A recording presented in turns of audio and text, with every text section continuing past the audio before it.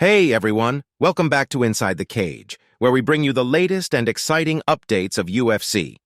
First, hit that subscribe button if you haven't already. Dana White predicts Power Slap's imminent rise to the mainstream.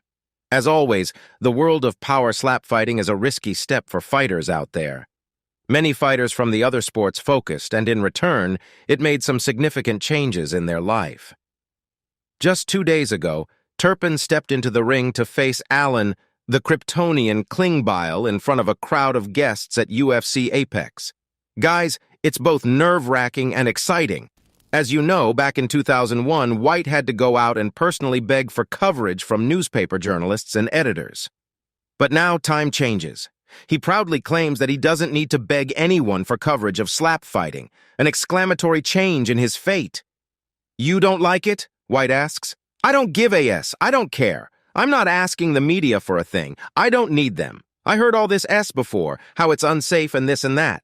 That was the UFC. It's the same thing, but now it's a slap." Whereas Turpin truly has a lot of faith in Dana White, and when he introduced Power Slap, Turpin saw it as an opportunity he couldn't pass up. After some serious contemplation on why he made this life-changing decision, Turpin has come up with an answer. "I take all of the criticism of this with a grain of salt, and I understand it's a new sport that not everyone understands," he said. Undoubtedly, he made a better decision for himself, right? Interestingly enough, Austin Turpin had a remarkable victory in his recent bout against Allen Klingbile, a former MMA fighter. He scored a one-slap knockout, which is pretty impressive.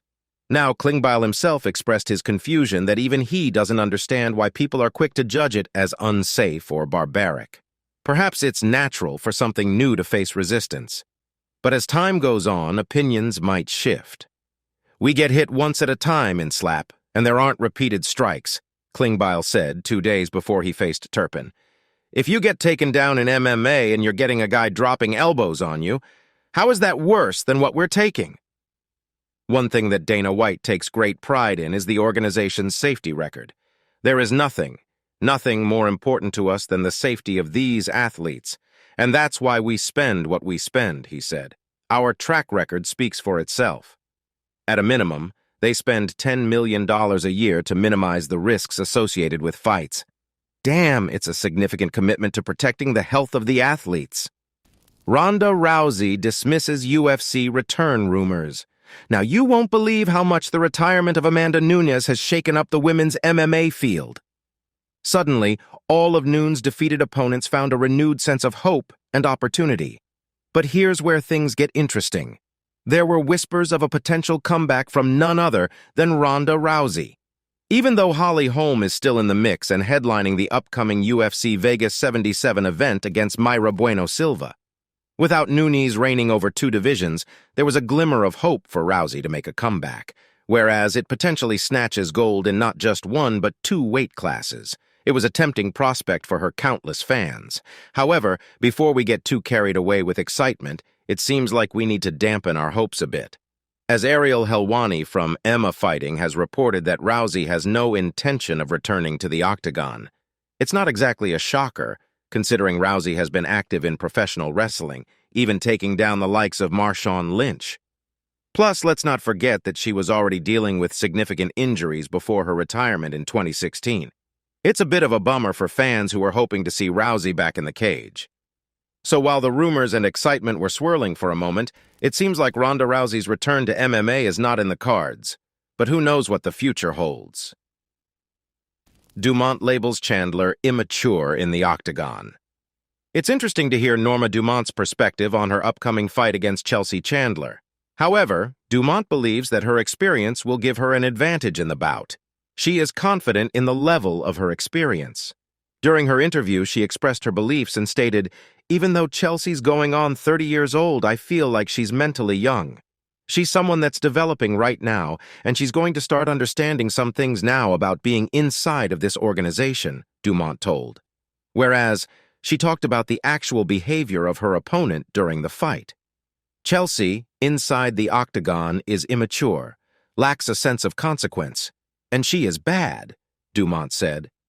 "You see, UFC has been sending some mixed messages when it comes to the women's featherweight division. At times, it seems like they might be leaning towards scrapping it altogether. But then they turn around and schedule featherweight fights like the upcoming bout between Norma Dumont and Chandler on Saturday. It's certainly a roller coaster of uncertainty.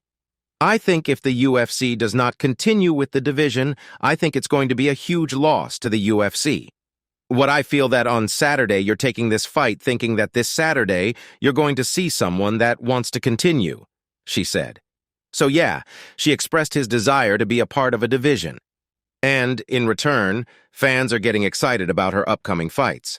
Let's see what will unfold shortly for her fans. Guys, if you're enjoying the video, we'd love your support. Just hit that subscribe button to motivate us to bring you more exciting content. O'Malley wants a rematch with Vera. Guys, there is something important and interesting regarding none other than Sean O'Malley. In actuality, he's voiced his interest in having a rematch with Marlon Vera later this year. But before that potential rematch can happen, O'Malley has a big fight lined up on August 19th. While he's looking to continue growing his fan base and aiming to dethrone Aljamain Sterling for the UFC bantamweight title.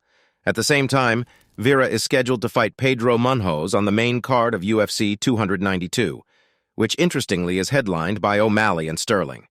The excitement for a rematch is real. In one of his recent interviews, he mentioned a stacked event.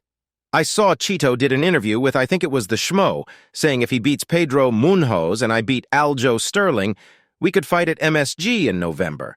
I would say, whoa, December on Conor McGregor versus Michael Chandler, me versus Chito rematch.